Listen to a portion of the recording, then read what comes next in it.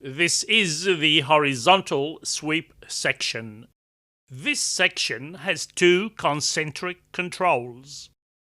The inner green knob is the time per division control. Note the markings around this knob.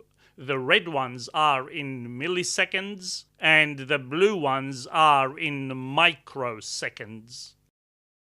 The outer grey knob is the horizontal position control.